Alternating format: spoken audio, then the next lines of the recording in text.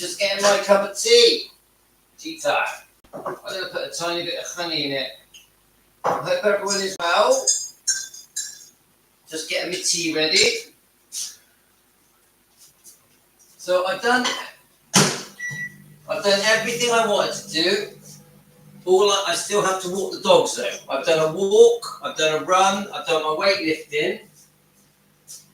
I've had some dinner, pork chops, chicken and eggs. And now I'm going to have a tea, and then I'm going to walk, after I finish with you guys, I'm going to walk the dogs. Now I'm expecting the grandmother to come and collect some stuff. So when the grandmother comes, the dogs are going to bark their heads off. So there will be some noise at some point. Right, so I've got a nice cup of tea. I hope you guys have got a cup of tea. Okay. Right, I don't know why I'm a bit snivelly today. I don't really know why. That car? No. So, look what I've been watching. Look. Mike Stone. Hi, Jane. Hi, Teresa. Now, what I do, spend it. Actually, no, we're about right on the height, aren't we? So, what I do, let's just get things ready. What I do, guys, is when I do the dog walk, because the dog walk takes me nearly an hour, I watch videos. When I do a run, just face this to me a bit. It's all psychological. It feels better. When I do a run, I watch a video that I'm going to watch that I want to do a talk over with. When I do I do a 1.5 mile walk as well, and I tend to do it at least twice a day. Yesterday I did it 4 times. But I watch videos. So I have watched the Piers Morgan interview. I've watched the Barbara Walters interview. I've watched the Mike Stone interview. And then I watched something else. Where is it? Someone sent me a very strange video. I think it may have been Vivek's. Was it Vivek's? Oh, I can't remember. So I watched so Vivek sent me 2 videos. There's one video that I just thought was bizarre. You know, this conspiracy theory that they say he was alive, and also to do with his death. It just, some of them really go over the top, yeah? But what amazes me is the people that involve themselves. Yeah? The people that I found a very weird video, and I'm going to show you some clips of it. And this one's got Ginger Alden in it. So anyway, in case you don't know, guys, it's Louis at Defending Elvis Presley. Fans want the truth. I'm 57. I'm a lifelong Elvis fan. I'm in Southwest UK.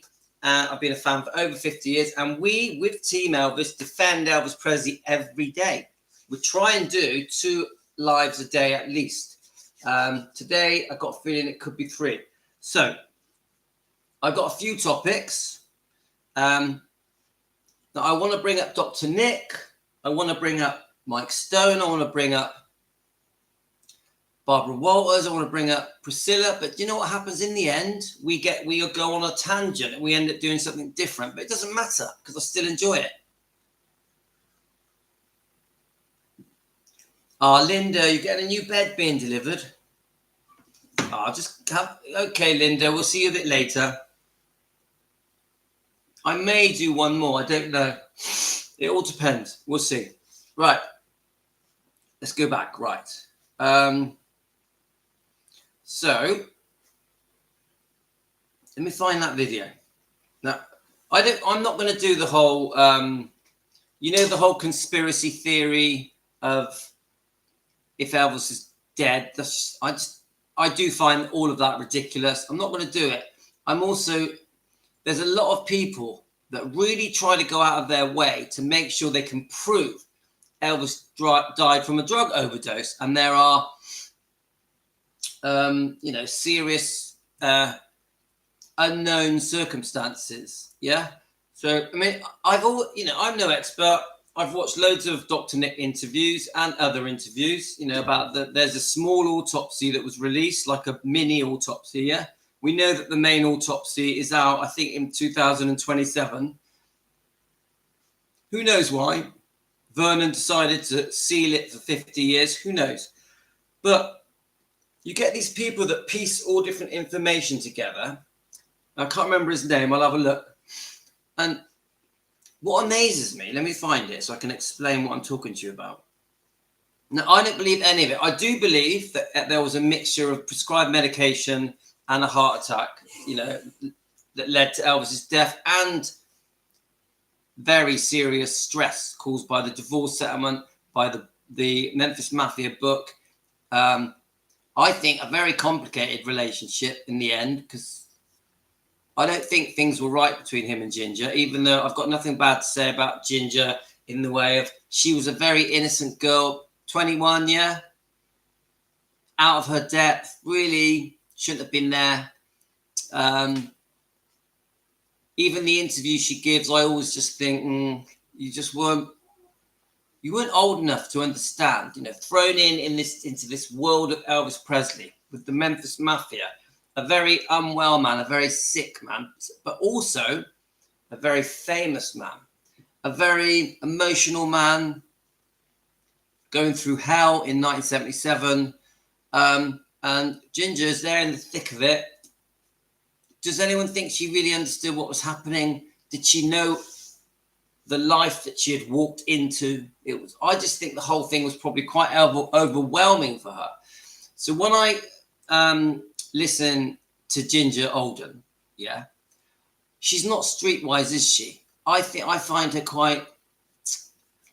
She could have been 17, couldn't she? She just wasn't worldly. She hadn't had enough life experiences to understand what she had walked into. This crazy world of Elvis and all the history that led up to their meeting, and everything that Elvis was into, the Memphis Mafia were into, all the Vegas stuff, obviously Gracelands, I just find the whole thing was a bit too much.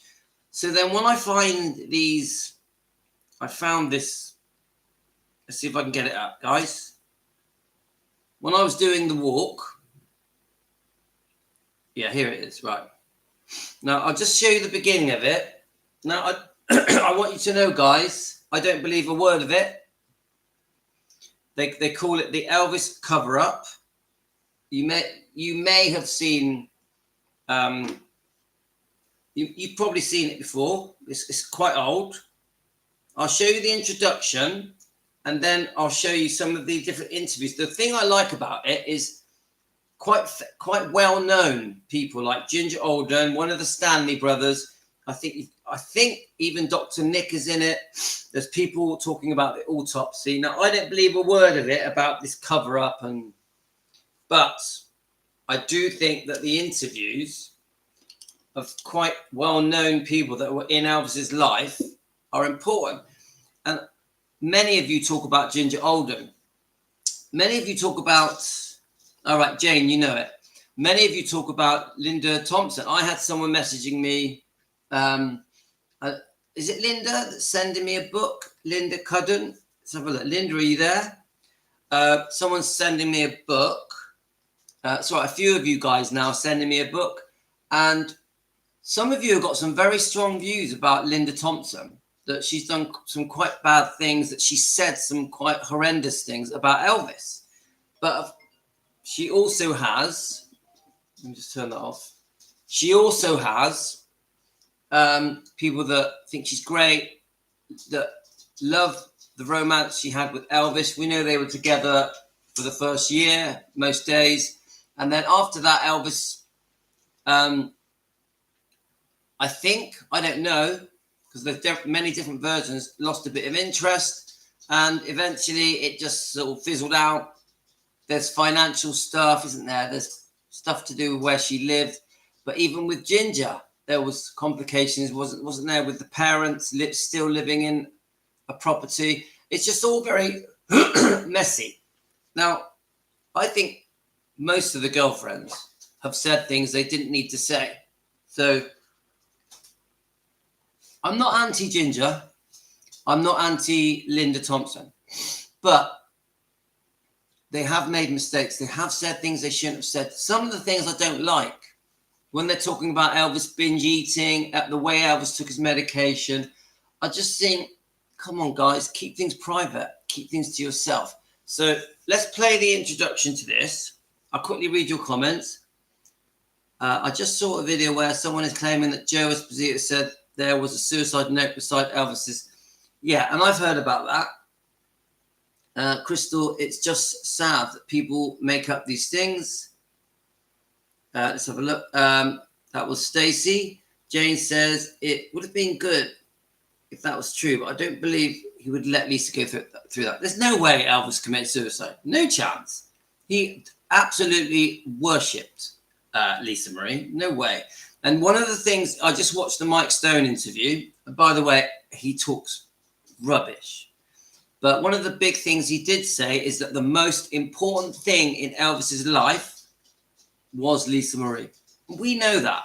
But he really says that when he was with Priscilla for 4.5 years, he says that he knew all that mattered was Lisa Marie. Lisa Marie was the top for Elvis. Nothing was more important.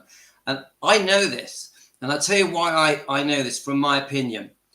He gave in to all of Priscilla's demands. No matter what Priscilla wanted, she always got it.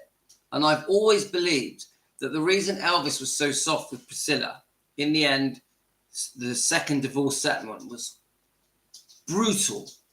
He gave in because he was worried about losing some of his rights to see Lisa Marie. He was worried that Priscilla would stop him seeing the most important thing in his life. So he just give. We know that in the end, Elvis, when it came to money, was like, oh, I'll do another tour. I'll make, he would throw the money away to get what he wants. And I think, in my opinion, that spending a fortune to make sure that he still saw Lisa Marie wasn't a problem for him. So there's no way I think Elvis was suicidal. Now, did he have massive mood swings? Of course. Don't forget, he was on the different types of medication he was on, and I don't know them. I'm no medical expert, but it was obviously there was many medications that were to ease his discomfort, his constipation, his twisted colon, his hypertension, many other things, glaucoma. But he also, we know that he was on sedatives, sleeping tablets, uppers, come on, we know. He was on a mixture of things. So his mood swings would have been all over the place. Yeah. So anyway, I'm going to play a bit of this. Now, please don't judge me. I'm not trying to make Elvis look bad. I'm trying to show you how silly this is. And then we'll jump forward and listen to Ginger Alden and the Stanley brother. Yeah. It just shows that these people, even Ginger Alden, because this would have been filmed not long after Elvis died. Now, Ginger Alden is very highly respected by a lot of Elvis fans. They really feel, he could have married her. They were engaged. He was planning on having children with her. She seems so lovely. Many people think that because obviously she got married, didn't she? Quite soon. Then had a normal life. And then it's only since her husband died that she's been writing a book, doing these interviews around the world. She comes across lovely, but I don't want to bash Ginger. She was doing things for money after he died. After Elvis died, there's a movie on YouTube. You can look it up. She plays the girlfriend of like a singer. Look it up, guys. It's not very good, but she looks very young and beautiful in it. And this interview I came across accidentally. Now, she must have been asked to be involved in this interview, in this stupid thing that's called the Elvis cover-up. She would have got paid for it. So these sort of things disappoint me. But anyway, let's just listen to the introduction first. seeing his movies. Right, it's not very loud, so you've got to listen. The news came from Nashville of a charge against Elvis Presley's personal physician, accused by the Tennessee State Board of Medical Examiners of indiscriminately prescribing uppers, downers, and pain-killing drugs that Elvis Presley consumed in large quantities. For months, Geraldo Rivera has been investigating this story, and because of its startling nature, we're devoting our entire hour tonight to Geraldo Rivera's special 2020 report on the man known as the King of Rock and Roll. Geraldo. Thank you. The king he was. Right, let me just... now, I've watched things that Geraldo has done. I don't know what you guys' views on him are. He's obviously American. I'm from Britain. He means nothing to me. I think he was quite famous with you guys in the 70s and 80s. He likes headline-grabbing, sensationalist type stories. Yeah? Was he a good guy or not? Yeah, and Stacey, you said you got angry when you watched it, but it's not the topic why I'm showing you this. It's the people that were in it. I'm like, this is what shocked me. Let me just go to Ginger. Right. And Ginger Sunderland. I'd like to say hello to my girlfriend Ginger Sunderland.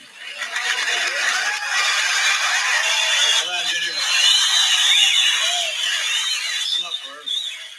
After Elvis died, were you told what he had died from? Well,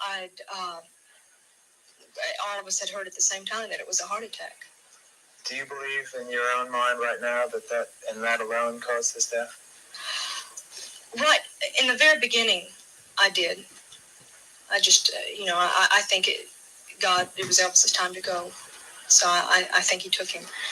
But then again, in my mind, there are a lot of unanswered questions. Our investigation of the death begins with a reconstruction of the last 12 hours of Elvis Presley's life. Like many people in show business, So I'm not going to go into that, even though it's probably interesting. I'm not going to get drawn into this gentleman's way of making money. Ultimately, why is he doing that? He wants to get viewings, be famous around the world.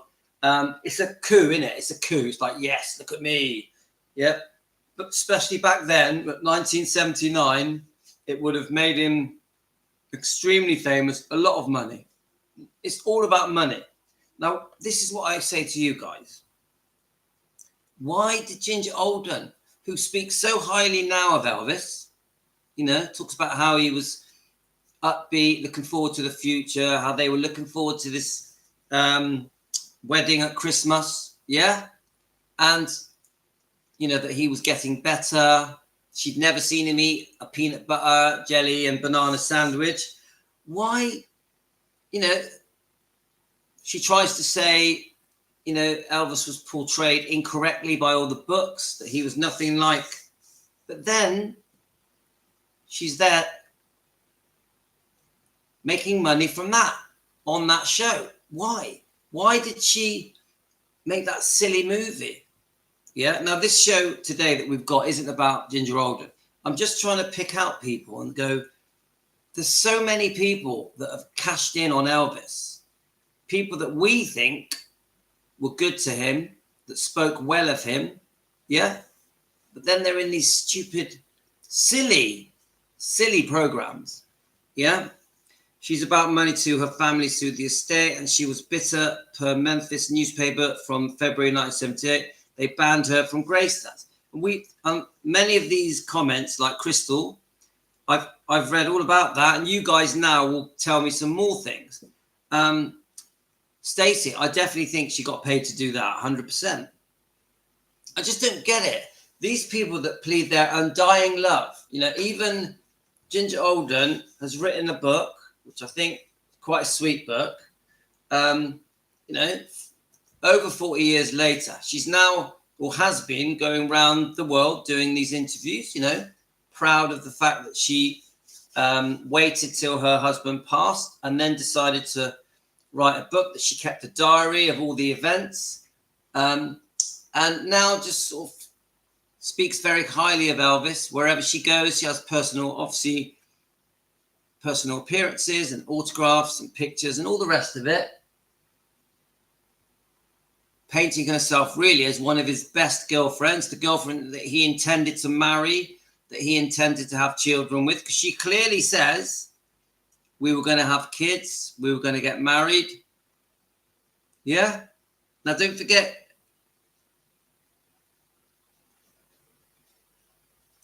I'm not comparing her to Priscilla Elvis. I'm not comparing her to Priscilla. What I'm trying to say is, and I'm not just doing this live stream about Ginger. What I'm trying to say is that why so many? Why so many? Let's go to the next person in that show. I'm not going to watch the interviews. I'm just going to jump forwards. Right, here we go. With a dentist named Lester Hoffman. Accompanied by his fiancée Ginger Alden, his cousin Billy Smith, and longtime friend Charlie Hodge, Elvis drove out of Graceland, his famous home in Memphis, Tennessee. The next day, August 16th, was the scheduled beginning of another concert tour, and Elvis wanted to get his teeth cleaned and 2 fillings replaced before he went out on the road. We returned back to Graceland at about 1:30, and Elvis and I went upstairs, and Elvis turned on the television in his room to relax for a little while. Then Elvis started talking about his tour and started talking about our wedding plans and about announcing our engagement at his Memphis concert. Then it was about 4 o'clock, and I asked Elvis if he still wanted to play racquetball, which he had mentioned playing earlier, and he said yes. Elvis got in touch with Billy Smith, and Billy and his wife Joe came up at about 4:30. We went down to play racquetball. Let me just Earlier, and he said yes to our engagement at his Memphis. right. Now let me just. I want to say one more thing here, guys. Now she says that Elvis talks about announcing their engagement. So, does anyone believe that Elvis actually was going to announce their engagement? Does anyone know? Did Elvis ever announce the engagement? Ever? Because this is what I think when I watch these old interviews of Ginger and other people, other girlfriends. Oh, Elvis was going to do this. Elvis was going to do that. Oh, he was going to announce our engagement. Now, Elvis isn't here to say, well, that ain't true. Yeah. Elvis isn't here to go, oh, actually, yeah, I was going to announce it. Elvis isn't here to say, oh, yes, we were going to get married at Christmas. I think she uses these interviews, this opportunity, because the press are very interested in Ginger, still are to this day. She was his last girlfriend, even though isn't it true that he was also seeing Kathy? Is that right? But my point is this. She knows the whole world are interested in her because she was the last girlfriend. She was with him the night he died, even though she was in another bed. And I know that you guys have very strong views. Why didn't she wake up? So I think this is just my opinion for entertainment purposes, that she uses these little interviews, these weird programs, because that is a weird program, yeah, to tell her story, to quickly throw in the bits that matter to her. So he was going to announce, because she doesn't have to say he was going to announce the engagement at the next show, whatever it was. She doesn't have to say that. She throws that in. She's telling a story about Elvis, but she has to throw in, oh, and we were going to do this, and we were going to do that. Right, come on. Dogs are here. Come on. Right, so let's just play it and listen. Let's listen to it again when she talks about the engagement. Let's start talking about his tour and start talking about our wedding plans and about announcing our engagement at his Memphis concert. Then it was about 4 o'clock, and I asked Elvis if he still wanted to play racquetball, which he had mentioned playing earlier, and he said yes. Elvis got in touch with Billy Smith, and Billy and his wife Joe came up at about 4:30. We went down to play racquetball. Let me let the dog out. So Elvis really seemed like he was in a good mood. It was about 6 o'clock when we went back into Graceland. At about 6:30, Elvis called downstairs for Ricky Stanley to bring up his pack of medication to help him get to sleep because he was so nervous about.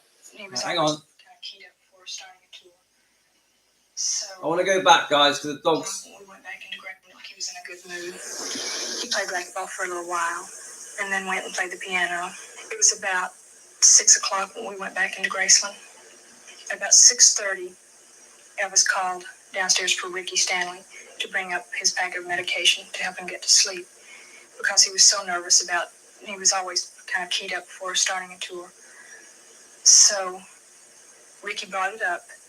Elvis took his packet of medication and started reading a book on psychic energy then. He thought that would help him fall asleep. Then I fell asleep. So at about 8 o'clock, I woke up because Elvis was restless, saying that he just couldn't sleep. So he called downstairs for Ricky again, and Ricky came up and brought up another pack of medication. A second packet. Right. Elvis took that, and then I went back to sleep. The third time, I was awakened again. Elvis was starting to get up, saying that he still couldn't sleep. He took the book on psychic energy with him, and he started toward the bathroom door. And I said, don't fall asleep. And he turned and smiled at me and said, oh, okay, I won't. And then he went to the bathroom. I went back to sleep, and I slept until 2 o'clock. At that time, I rolled over and I looked at the clock, and it said 2 o'clock then, and the bathroom door was still shut. So at that time, I went in and I knocked on the door, and no one answered. So I opened the door, and that was when I saw Elvis. According to an investigator for the medical examiner's office, the body was... Okay, well, I think we've heard that 1,000 times, haven't we? Heard that. I just hear that she wants to say that he wanted to announce the wedding, they're engaged, and he wants to announce the wedding. I just see that. Yeah, the rest is just money making. Yeah, so let's try and let's move forward. Go past all the rubbish. Let's see. Let's just see. Now the Stanley brother here. None of us are going to like this, but I do think we should play it. Because obviously he's changed his tune, hasn't he? This Stanley. I can't. Is it Billy? I can't. Tell me the Stanley brother's name. He's changed his tune. He's regrets saying these things. Yeah.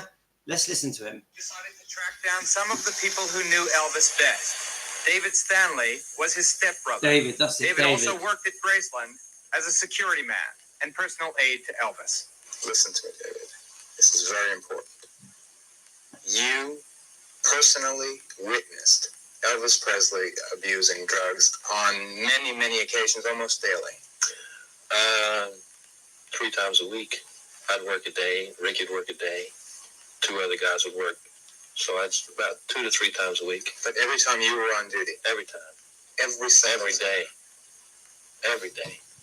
Last 2 years of Elvis's life, it was every day. What would Elvis do if he didn't get the drugs he wanted? He'd get upset sometimes. We were in Vegas one time, and we were there for 8 weeks, and Elvis was getting his drugs, but it got to a point to where his doctor wanted to shut him off in Vegas, and we couldn't reach the doctor anymore. So he jumped up on the table one day, and he pulled out his .35, and he says, "I'll buy a goddamn drugstore if I have to." He says, "I'm going to get what I want." He says, "You people better realize that either you're with me or against me. Either you take it or I'll buy your plane ticket home." Why didn't you stop him? I tried on different occasions to stop Elvis when I saw him take something that I thought he shouldn't be taking or taking too much of something. And on the different times he would say, I don't understand. That he would say, "I need it. I don't understand." And when I first started dating Elvis, I just turned 20 at the time, and no one ever told me anything about what to expect, how the group was, or anything like that. I had to learn everything on my own. And the people that had been around Elvis for all these years, when I saw Elvis take something, which was mainly before he would go to sleep, I thought to myself, well, it must not really be harmful if it's prescribed. And if these people over the years, if Elvis is still doing it, then it must not really be very harmful for him. Elvis had a serious drug problem, or all of it was very serious. The reason I can say is because I used to have a drug problem, we've discussed. And I would say it was very, very bad. And we knew if it continued, that something like this would happen. We knew it would just be a matter of time. Rick Stanley, another of Elvis's stepbrothers, was working at Graceland on the night Elvis died. Were you the person who filled the prescription at Baptist Memorial? Yes, I was. What was it? It was Dilaudid. Dilaudid, the very powerful morphine-type drug. Class A narcotic.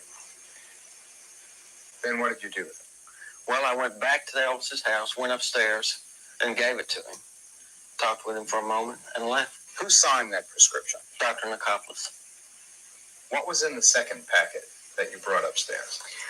In the second packet were varieties of sleeping pills, Quaalude, some barbiturates, Seconal, Tuinal, Amortol, Valium, and a couple of Demerol tabs.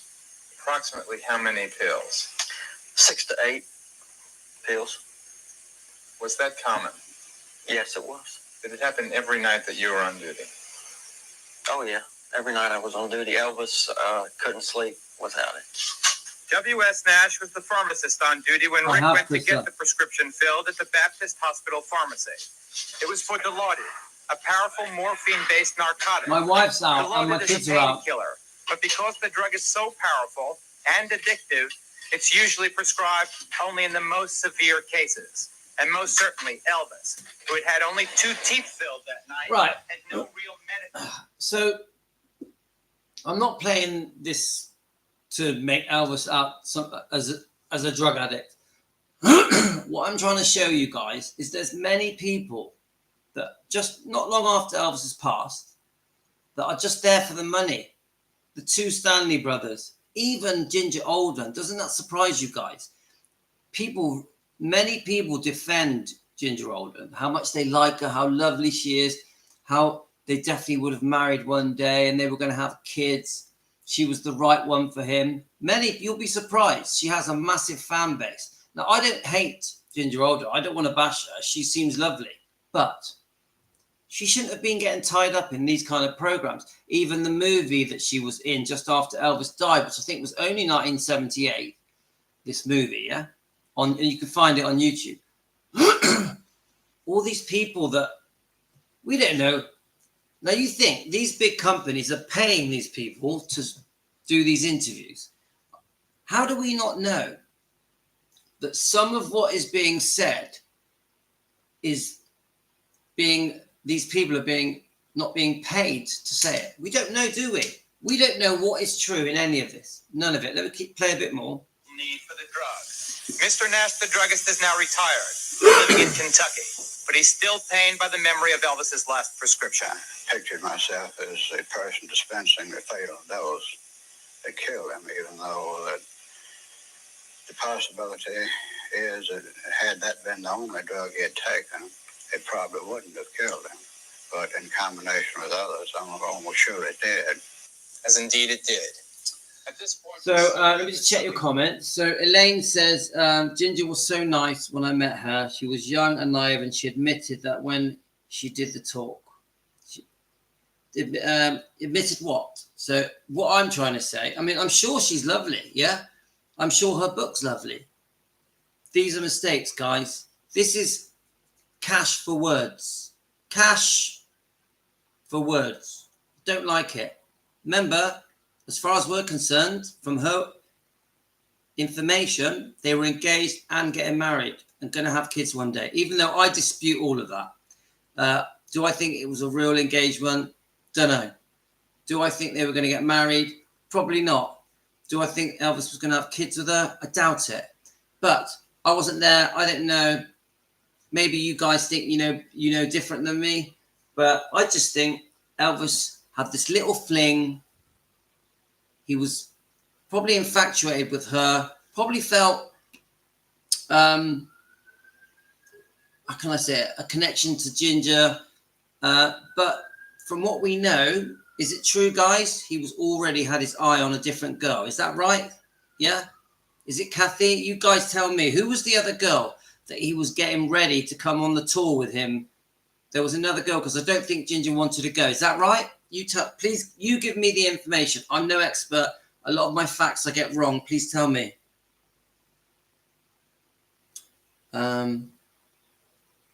The faith of Elvis. He spoke good things about Elvis as he gained a new perspective.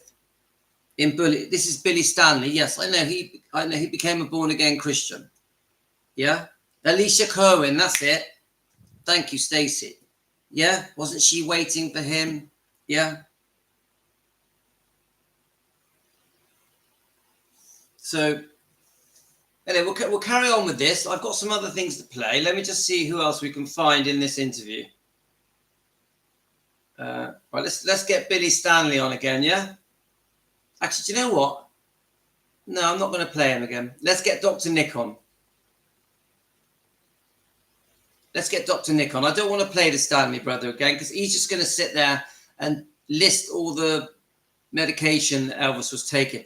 Now, I'll say this about Dave Stanley. Not once does he say that Elvis was sick, chronically unwell. He doesn't say one. I've watched all of this. He talks about the pills, the medication that Elvis was taking as if it was just to get stoned, just to get high. Yeah. He doesn't once say, oh, Elvis had bone cancer, glaucoma, twisted colon, serious constipation, serious insomnia, had no energy. So he needed a boost between shows because he was so overworked. His high blood pressure, hypertension, all the different chronic sicknesses that Elvis had, Dave Stanley doesn't mention one of them. He gives the impression that everything he took was just to get stoned, to get high. And that is what I don't like. Let me just read this. Alicia Cohen was chosen for company only, but she was going to be a no-show in Portland, Maine. She was not interested in Elvis and was only meeting him to get car papers for him. Well, I'd need proof of that, Elaine. Yeah. You know, things like that. We need to know how you would know that. Yeah. Elvis needed someone with him at night because he could not keep himself safe. I know about that. He would fall asleep whilst eating, but he didn't have a full-time nurse by then. Yeah. What was her name? Marianne, and the other one, what's her name? Tash. Oh, what's her name? I've got a name now. Tash something. Yeah. A little bird told me. Remember, Elaine, we can't just be on hearsay. We need, right, I think this, and this is why. We need, it was written here, it was on this interview. It has to be some kind of substance to the information we're giving out. Most of what Tish Henley, and I don't even think that was even her real name. But most of the things I say, somewhere I've read it, somewhere, like it, you know, I hate reading books, but an interview or it's something that has been sent to me. It's always something. Yeah. Let's have a look. Don't get me wrong, guys. I get things wrong all the time. Right. Let's have a look. Closest to him was a Memphis physician named George Nicopolis, known by the Presley entourage simply as Dr. Nick. The records indicate that, especially in the last year of his life, he prescribed certain medications to Elvis Presley in quite extraordinarily large amounts. Why?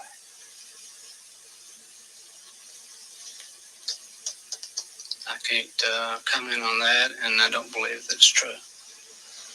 Well, the records we have, Doctor, and I'll say this as gently as I possibly can, indicate that from January 20th, 1977 until August 16th, 1977, the day he died, you prescribed to Elvis Presley, and the prescriptions are all signed by you, over 5,000 Schedule II narcotics and or amphetamines.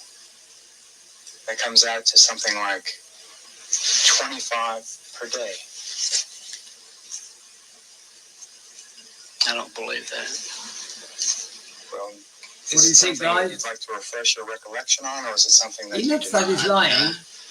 2 days ago, the state of Tennessee initiated Right, proceedings to suspend. Let me just. Actually, do you know what? I haven't watched that clip before. That was a very close-up clip with his. Do you know that Superman's dad? He looks like Superman's dad. But Marlon Brando, yeah. So Right, I like that. It beams right up into his face. Like, did you give Elvis 25 tablets a day? Did you prescribe Elvis 5,000 tablets? He's like, oh, I don't believe that. I don't believe that. He's like, he's looking all around the room, looking at the floor, doesn't want to look at the camera.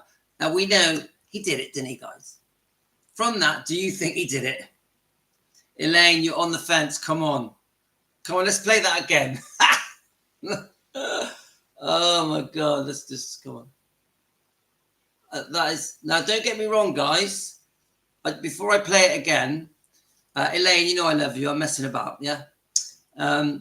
Before I play it, I want you to understand that I do think Dr. Nick genuinely loved Elvis. They were very close. I also know that Elvis loaned a lot of money to Dr. Nick. So Dr. Nick couldn't really say no to Elvis. Yeah? Quite a lot of money. Over 100,000, I heard. Maybe you guys know the amount. I've seen the interviews where Dr. Nick says that he looked at Elvis like a brother. Yeah? So I'm not saying that Dr. Nick didn't like Elvis. I don't think Dr. Nick was trying to harm Elvis. We know about the placebos. He would switch the medication with placebos to try and reduce the amount that Elvis was taking. I know Dr. Nick was trying to help Elvis. I also believe that he had an impossible challenge case, impossible patient. Dr. Nick was never going to save Elvis. Yeah. Now, do I think Dr. Nick was part of the reason Elvis died? Probably because I think Dr. Nick was probably too soft and said yes too much. Also, Elvis had other ways of getting medication.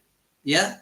Even sometimes it's said, even off the dealers, even buying some of these drugs off the dealers, it's been said. I don't know this. So I'm not just trying to trash Dr. Nick, even though I have good and bad views about Dr. Nick, but he's lying in this, in my opinion. Let's just read your comments. Yeah, he's up against it. Yeah, other doctors were prescribing it. That's right. As far as what I've read, yeah. He was probably killing him with kindness. Doctor intentions were good. I don't think killing him. Hi, Finola. I'm not going to say he was killing him, but I'll say he was so soft, he was taking a chance, wasn't it? It was high risk. Oh, I'll give it him to keep him happy. I hope it'll be okay. It'll be all right. Yeah, kidding himself a little bit. Yeah, Pat, I agree. I've always said this. Elvis had serious pain, serious discomfort, couldn't sleep, couldn't wake up, horrible constipation, the worst kind of headaches, horrible glaucoma. He needed loads of pills. He needed a lot of medication and steroids and uppers and downers and sleeping tablets. Come on, sleeping tablets were pretty normal and still are now. Yeah? Now, he said 25 pills a day. I've been told he was taking 40 a day. Yeah? I can't remember where I read it. So, Dr. Nick's book, multiple doctors prescribed meds to Beverly Hills. Yeah, I agree. And if this interview said it was pretty normal, there was a culture with doctors of over-prescribing. Yeah? People didn't know the side effects. People didn't really understand the damage these pills can do. It was quite normal in the 70s for doctors to prescribe in this way. They thought there was a pill was an answer for everything. A pill could fix everything. Yeah? Let's watch Dr. Nick again. Known by the Presley entourage simply as Dr. Nick. The records indicate that, especially in the last year of his life, he prescribed certain medications to Elvis Presley. Now let's watch his face, quite guys. Extraordinarily large amounts. Why?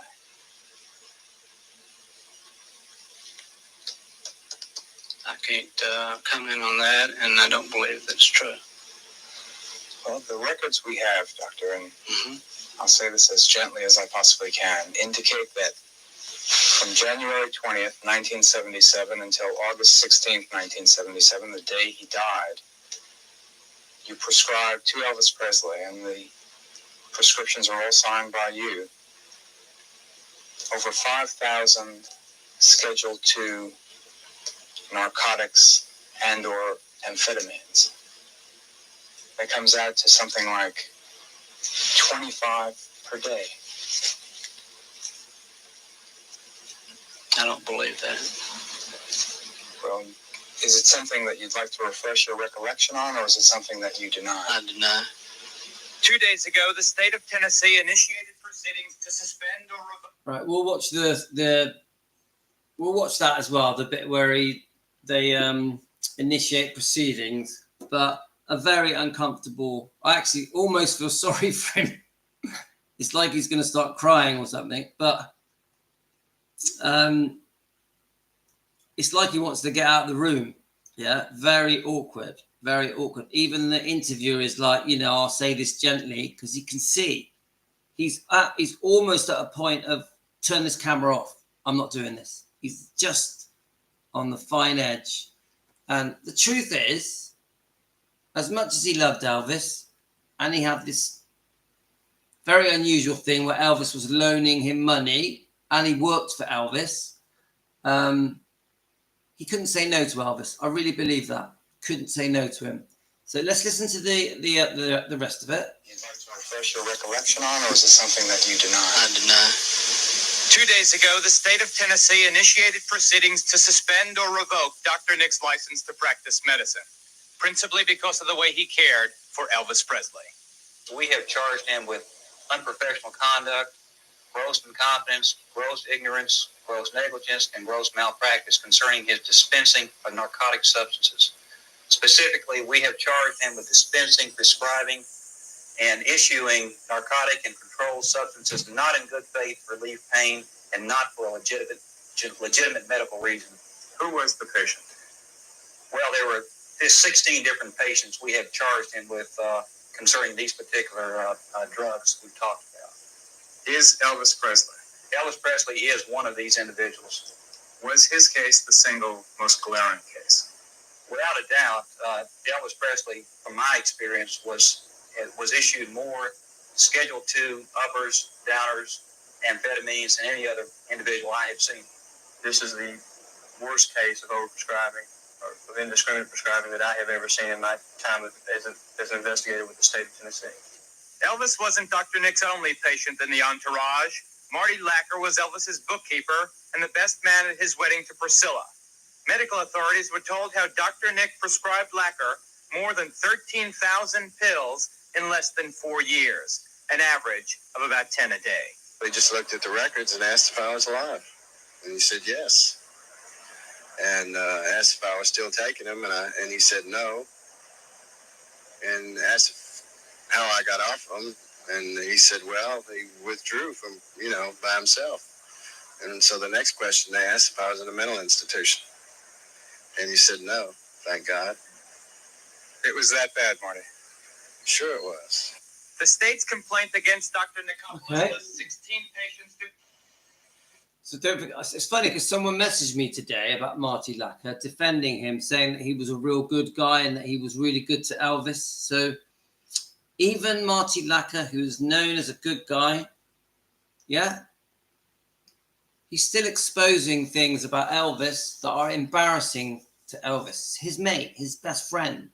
So none of these guys are innocent. Now, I have no doubt that Marty Lacker loved Elvis. Yeah. In fact, all of the Memphis Mafia. But they still, in their own way, betrayed him. I really believe that. Yeah. They said things they should never have said. Now, some were worse than others. Yeah. I don't like the way Lamar Fike talks about Elvis. It really bugs me. Lamar Fike, the way he talks about Elvis is derogatory, disgusting. That what also bothers me is when Lamar Fike is saying these things, the other Memphis Mafia that are sat with him are nodding their heads, agreeing. So they're guilty of it as well, guys. Even the ones that you class as your favorites, I'm not even going to say names because every time I say the name, I get told off. Even the ones that you class as the favorites, they are guilty of going along with making Elvis look bad. Yeah? How would Elvis feel? These kind of conversations being said in public around the world for money, because these guys are being paid. How would Elvis feel? Yeah? How would Elvis feel? Marty Lacker's on this program, this stupid program that embarrasses, shames Elvis. And it's his best friends that he spent years with, that he grew up with. These men started as young men and became middle-aged men, as Red West said, with Elvis. Elvis gave them everything they could ever dream of, gave them the most magnificent, beautiful life you can imagine. They mixed with the most famous people in the world, the best holidays, the best cars, the best food, everything good. And now, a couple of years after he's died, they're slagging him off, calling him a druggie. It ain't right, guys. True or not, it ain't right. And you said no, thank God. It was that bad, Marty. Sure it was. The state's complaint against Dr. Nicopolis lists 16 patients to whom Dr. Nick was allegedly overprescribing narcotic drugs, including performer Jerry Lee Lewis and Dr. Nick's own daughter, Chrissy. But the list of narcotic drugs he prescribed to Elvis Presley just during the last 7 months of Elvis's life is quite simply incredible, averaging about 25 narcotic pills a day. Right, let's pause that. I mean, that is interesting. Now, I want to read Lisa's comment because I like Lisa's comment. I can't imagine exposing such a personal and embarrassing thing about loved one or cherished friend. So info needs to be taken to the grave. Some info needs to be taken to the grave. Instead, Elvis was sold out for money. It just doesn't make sense. And no, it doesn't. Because would we do it? Guys, would we do it? Would we, if we knew some, unsavory details about a very close friend that we had grown up with, spent our lives with, would we tell people? And what about the public? Would we make it public news? Never. Never. A good friend doesn't do it. These guys are doing it all day long for decades. For decades. On many programs, many biography documentaries. It's not right, guys. It's not right. And I'm actually a bit gutted that Ginger Alden's even in that. Aren't you guys surprised that Ginger Alden participated in that? Because I am, guys. Right, let's just go forward a little bit.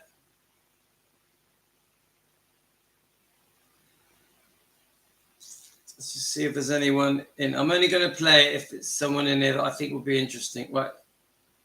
Is that Dr. Nick? Let's have a look. No. Right, let's just play this a little bit. Any doctor that said no to Elvis Presley? Not that I know of. And I was around him for a long, long time. Not that I know of. Nobody. I think he said, did any doctor say no to Elvis? Right. All we knew when we began this investigation was that many of the people closest to Elvis Presley simply did not believe he really died of a heart attack. Now, the first break in this story came when we obtained a report on the drugs found in Elvis's body at the time of his death. They were all prescription drugs, legal medicine. So we started looking for the licensed doctors who supplied Elvis whatever drug he wanted, whenever he wanted it. Were there any doctors that said no to Elvis Presley? Not that I know of. And I was around him for a long, long time. Not that I know of. Nobody hardly said no to Elvis Presley. Our investigation uncovered willing doctors in Los Angeles and in Las Vegas. But it was in Elvis's hometown of Memphis that the evidence began pointing to Dr. George Nicopolis.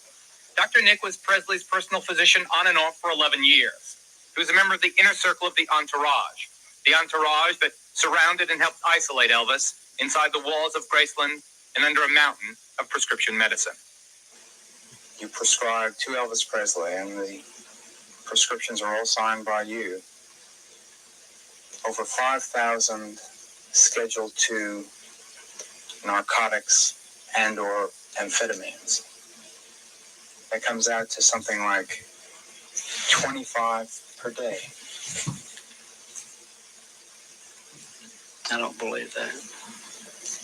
Well, is it something that you'd like to refresh your recollection on, or is it something that you deny? I deny. Last September's interview happened just days before the Tennessee Board of Medical Examiners began proceedings to revoke or suspend Dr. Nick's license to practice medicine. According to the board, the doctor had prescribed more than 12,000 narcotic pills and injections to Presley in just the last 20 months of his life. In his own defense, Dr. Nick explained how he cared for Elvis. You can't imagine how big a nightmare this was for me. I mean, I tried to get psychiatric help. I tried to get him to go to sleep clinics. I tried to get him to get help from some other sources, and it was always either we'll do better or something. He just would not do it. Two facts were confirmed during the week-long hearing. First, that Elvis had been a medical drug addict, hospitalized at least 3 times for detoxification. The second thing concerned Dr. Nick. It became clear that he led 2 lives. To most of his patients, he was a conscientious traditional family doctor. But to Elvis and to others who testified at the hearing, Dr. Nick was the source, the drug supplier. So, Dr. Nicopolis, your license will be suspended for a period of 3 months, and the board will observe your activities in your practice for a period of 3 years. Found guilty of 10 counts of overprescription, Dr. Nick's medical license was suspended for 3 months. He got off easily, but his legal problems were just beginning. A Shelby County grand jury began hearing testimony. Between February 20th and May 16th, 36 witnesses, most of them relatives, employees, and close friends of the late singer, pieced together the melancholy story of the last days of his life. Among the witnesses were Ginger Alden, who discovered his body on August 16th, 1977. Marty Lacker, best man in Presley's wedding to Priscilla, who testified as to his own addiction at the hands of Dr. Nick. Stepbrothers David and Ricky Stanley, who told the grand jury of Elvis's addiction. And Dr. Eric Muirhead, chief pathologist at Baptist Hospital in Memphis, who presented the autopsy report to the jurors and told them that Elvis had died of a combination of drugs. The investigators for the state of Tennessee screened all 40 hours of medical board hearings. In addition, they traveled to Los Angeles and Las Vegas, obtaining voluntary testimony from some other Presley intimates, like longtime manager Colonel Tom Parker, and from Linda Thompson, who went with Elvis after his divorce from Priscilla. Last Friday, the grand jury handed down its indictment. It accuses Dr. Nicopolis of unlawfully prescribing prescription drugs to Elvis Presley and to 10 other people, including another legend of rock and roll, Jerry Lee Lewis.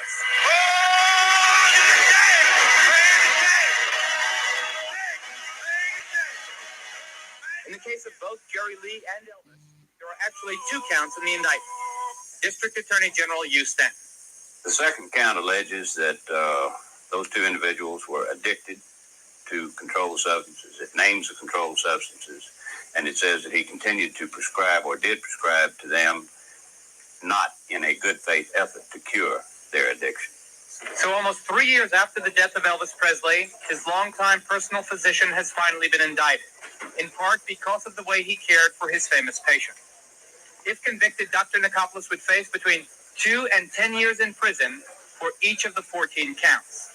And ABC News has learned that the prosecution feels the case against him is airtight. For instance, in April and again in July of 1977, Dr. Nick's medical bag was reported stolen.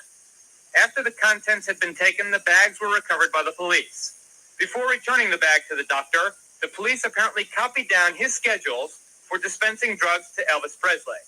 In other words, from the doctor's own notes found inside his own medical bag, the state knows exactly what he gave to Elvis and when. Deborah Richardson worked briefly for Dr. Nick.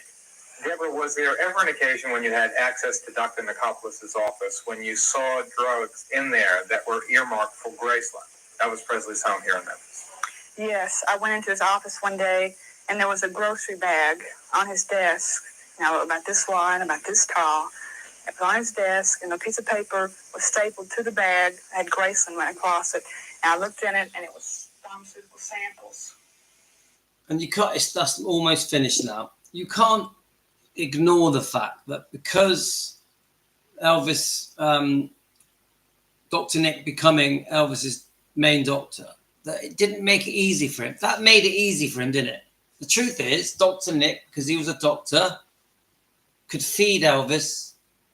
And Elvis, I do believe he was addicted to some of his prescribed medications. I do think Elvis abused some of his medications. I also think he needed many of them as well. I really believe that Elvis really was in a lot of pain and discomfort, had a lot of serious medical problems that he needed many of these prescribed medications.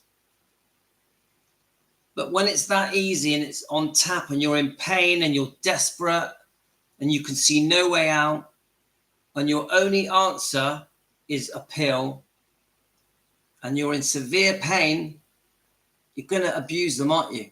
You're going to. And don't forget, they made you feel different. They made you feel better temporarily.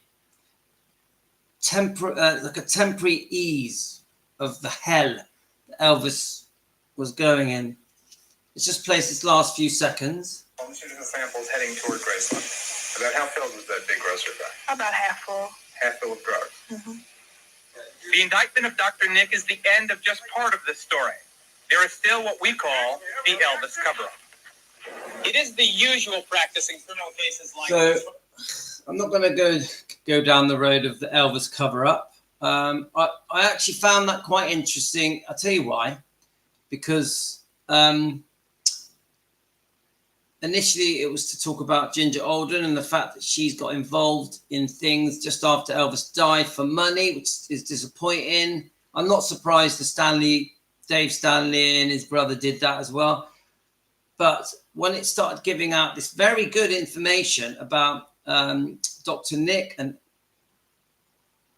the law, the different lawsuit type problems happening, it's quite very interesting.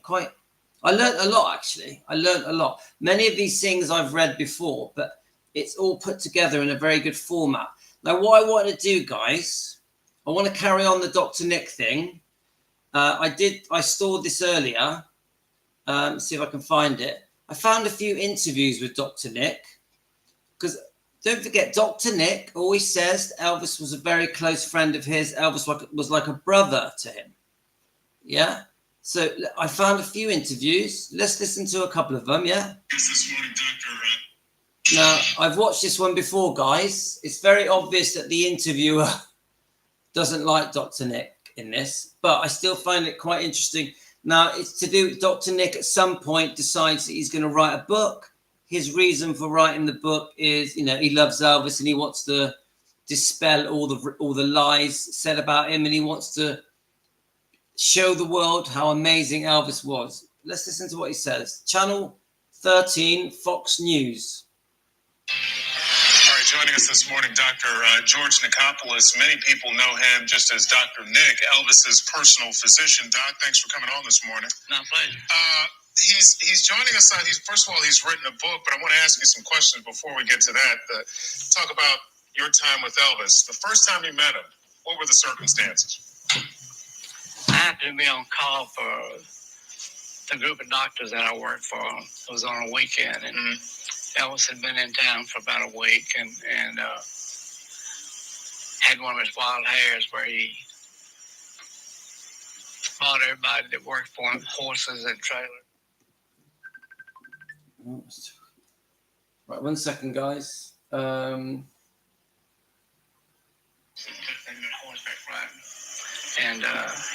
he had a problem with riding for a week. He had a lot of soreness. And actually, he had saddle sores. He was trying to get out of going back to California to do a movie he was supposed to start. So you treated him? Right. And then after that, he liked the relationship so much he became his personal physician? Or? I think so. His doctor happened to be out of town that the first time that I saw him, and he was living in California, and when he moved back to Memphis, I was became his personal physician. Okay. When he died, a lot of people blame the prescription drugs. Is that what killed Elvis Presley? No, drugs had nothing to do with his death. Absolutely nothing. Nothing.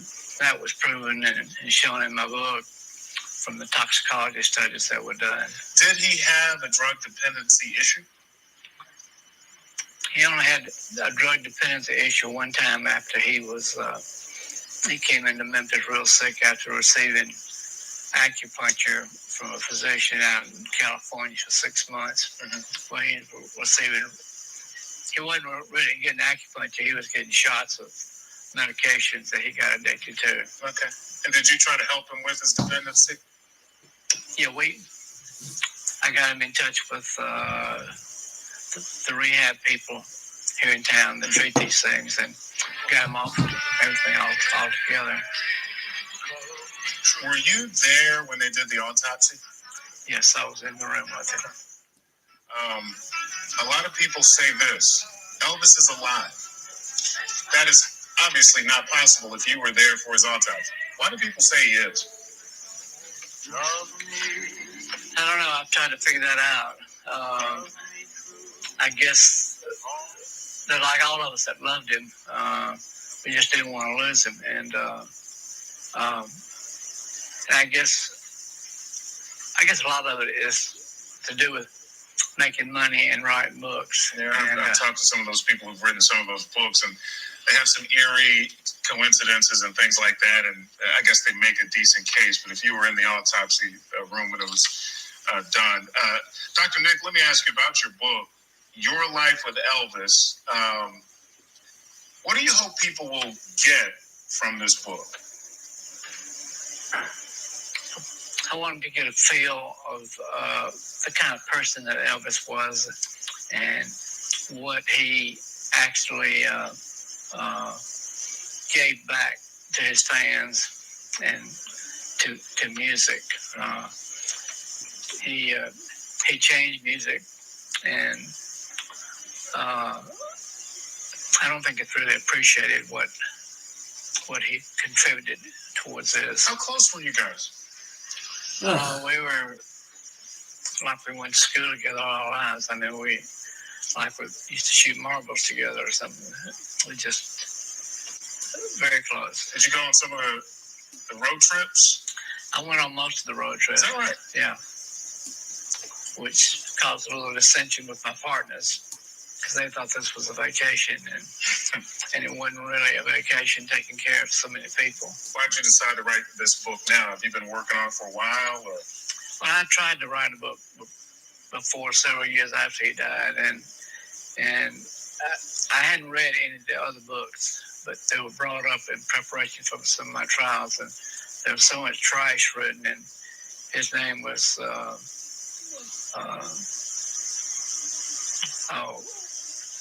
trash, and I just didn't like what was going on, and the publishers that I talked to wouldn't let me write the book the way I wanted to write the book. They wanted to sensationalize it and make it look like he was an addict, and I just want to set the record straight. Okay, and you do that. And the King and Dr. Nick, what really happened to Elvis and me. You set the record straight in this book? I think so. Okay.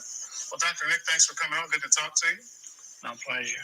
And we will be right back. This is Good Morning Memphis on Fox 13 on a Monday morning. I love teasing Elaine. Louis, get back in your basket, Southerners. Southwest UK, Western Supermare, near Bristol. We're good here. And of course, Elaine is going to read that book. Yeah, I can imagine Elaine, a computer brain. You're going to win a world record, the Guinness Book of World Records, for the most books read. Right. Now, just to say something about the ending of that interview. Now, he waffles at the end. He says to him, he basically says to him, what is your reason for writing the book? Now, remember, the book is mainly going to be about all the medical problems. Yeah, maybe that they were on holiday together and the trips they went on together. I think he accompanied him on the bus trips, going between the movie sets and stuff, onto the tours, on the aeroplanes, But he says, The reason I write the book is I don't think he's been appreciated. Does anyone agree with that? Even then, when that was done, say was that around 1980, Elvis was bloody appreciated. One thing that hasn't changed. Now, we know that people badmouth Elvis. They call him a drug addict, a paedophile. They call him loads of names. But one thing they've never stopped saying is how amazing he was, how talented he was, how beautiful he was, and how magnetic and the most charismatic personality. So when he says, "Oh, I don't think he was appreciated, and I want the world to know just how great he was," I'm like, they know, mate. They know. Why not say the real reason? The reason he's writing the book is because he wants to make some money because he's in trouble financially. That's the only reason he's there. There is no other reason. Did he love Elvis? Probably. Did he regret that Elvis died? Probably. But that man, I'm telling you now, guys, is there for the money. The money. No other reason. He's not there because he wants to show the world that Elvis was good. Right, yeah, let's put another one on. Elvis called his personal physician Dr. Nick. And that was just about all I knew of their relationship until recently when I read the book, The King and Dr. Nick. As an Elvis fan and a lover of books, it was amazing how different my memories were from the facts. The book had such an eye-popping twist to how Elvis Presley died that I wanted to hear from Dr. Nick in person. He has had 2 strokes recently, back to back, but he did say yes. So we sat in the den of his East Memphis home that Elvis insisted he build and talked about the King and Dr. Nick, what really happened to Elvis and Dr. George Nicopolis. 35 years after Elvis died in 1977, the Vanderbilt Medical School doctor, known for his caring bedside manner and his cotton white hair, talks in quiet, heartbreaking measures about the death of Elvis Presley, more like he lost a son than a patient. The autopsy of the King of Rock and Roll was done fewer than 24 hours after his death. I watched it. You watched it. I watched it. You know how hard that was. They met on a house call at Presleys North Mississippi Ranch. Elvis convinced him to travel around the country as his personal physician and as doctor to the road crew as well. Theirs was a closeness akin to family. Here they are in 1973, relaxing with family in Hawaii. Never know how much I love you. It was before the history-making concert Aloha from Hawaii. 4 years later, Elvis was dead. Thank you. It would be 22 years before Dr. Nicopolis wrote his account of how Elvis died. The stories might make you a bigger Elvis fan than before, either because of how hard Elvis worked for his fans behind the scenes, or his generosity and loyalty to friends and family.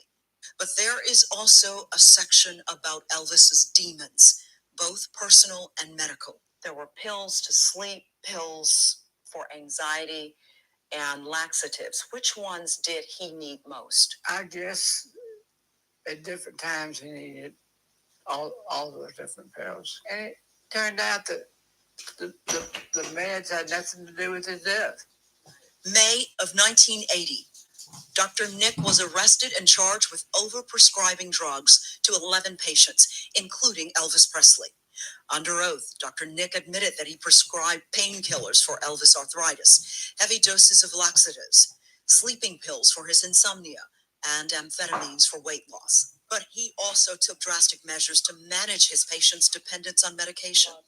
He and others testified that he moved a nurse to Graceland just to monitor and dispense Elvis meds.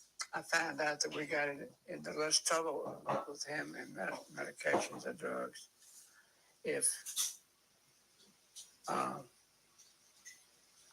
we kept them in our hands instead of giving them to him to take. He'd give you a good argument.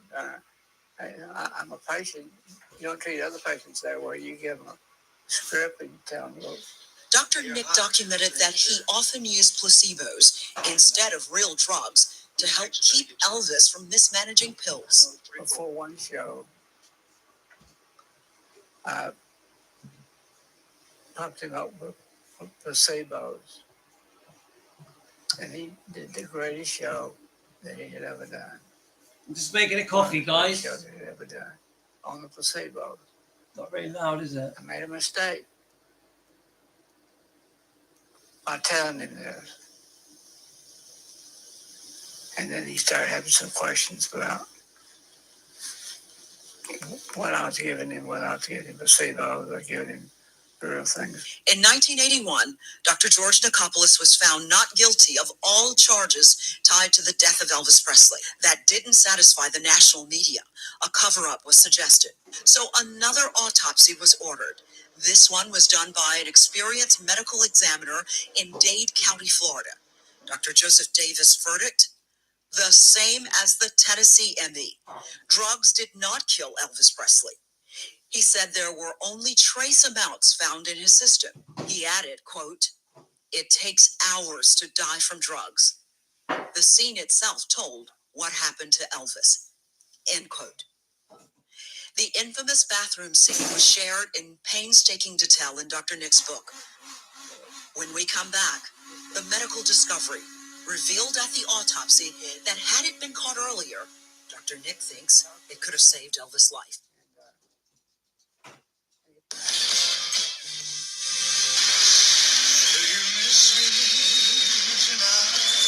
Even after not one, but two autopsy reports that showed Elvis died of a heart attack from natural causes, and Dr. Nick was cleared of any criminal charges, the national media still insisted drugs were behind his death. Yeah. As described in the book, The King and Dr. Nick, Dr. Nicopolis tried in vain to save Elvis Presley August 16th, 1977, on the way to Baptist Hospital in the ambulance, and again at the hospital. He recalls what happened that night in the master bathroom at Graceland before the ambulance arrived. He fell on the floor, but he was having a seizure then. His heart overexerted itself to be too fast. Maneuver of straining, which slows your heart down. You can sit there in your chair right now and just strain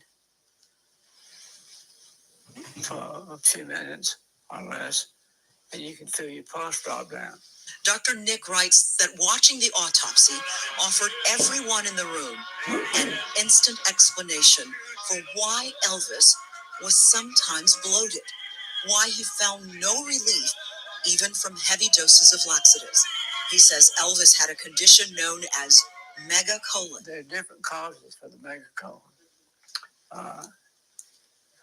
His cause, we don't think was hereditary. We feel like his was from a viral disease, disease of the nervous system to the colon. Dr. Nick says reports about the size of Elvis' colon were not exaggerated.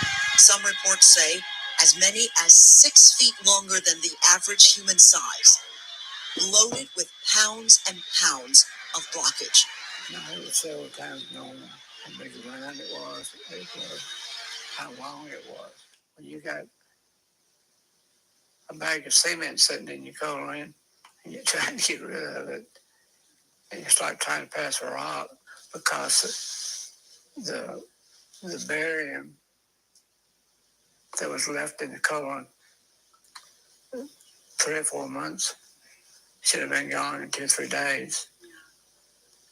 And food couldn't get through because of the barium was like concrete. It wouldn't move. Dr. Nick is convinced that if he could have shared that story sooner, had he been allowed by the court or Elvis family, he could have saved his career. Most important, he feels that if tests had been done that revealed the megacolon condition, he could have saved the life of the king of rock and roll. It just hurt so bad to know how much time you devoted to this guy. And it wasn't for him to make money. It wasn't for him to... What he was saying was, it makes him sad because he gave so much joy to so many people, and that's gone. And in 2013, it's a piece of cake. All of my life, I was told that Elvis died after a life of excess because of drugs, because of a hard life on the road, the rock and roll lifestyle. And all of that, I mean, think about it. I mean, think about what we feel like on Saturday mornings after some weeks. It all, I'm not a physician, but I'm sure it all added to it. Elvis was given to excess. He laughed a lot. He loved hard. Instead of one antibiotic, the reason there was a nurse moved onto Graceland property was because he thought if one is good, I'll take 3 antibiotics. Right. So he had a nurse dispensing it. But he just says if he could have clipped that part of his colon out, he feels certain he would be alive today. That's amazing. And a doctor in Mississippi, University of Mississippi, the hospital there, is the one who called the neuropathy, the nerve damage to the colon. He gave it a name. I talked with Elvis' longtime friend, George Klein, who introduced Elvis to Dr. Nick, and he read the book and said, if you have any questions, it'll answer it. He said, I know this. When he was there, Elvis was in good health. When he wasn't, Elvis was not. He took the worst hit of everybody, lost his career, and almost lost everything else. Daryl, I recommend the book.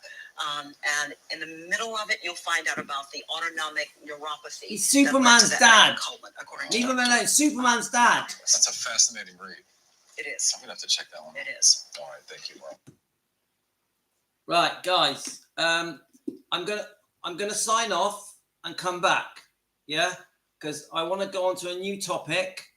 So I don't want to do the same topic on the same live stream. So I'm gonna log out and log back in. Okay, guys. So we've had a brilliant live stream, basically all about Dr. Nick. So I want to be able to head the title of this, the topic of this live stream about Dr. Nick. So really, I'm going to end this, but I'm going to come straight back. I've just made a coffee. Yeah, you guys go and make a coffee. I'm going to literally come straight back, 2 to 3 minutes, and then we are going to compare Piers Morgan's interview with Priscilla to old interviews. We're going to see the difference between the two, the Barbara Walters interview and some others. So I'll see you in 2 minutes. Okay, guys? Love you all. Hope you've enjoyed this. If you've liked it, please get me a coffee, guys. I love a coffee. Hit the coffee button in my YouTube page. See you in a minute, guys. 2 minutes.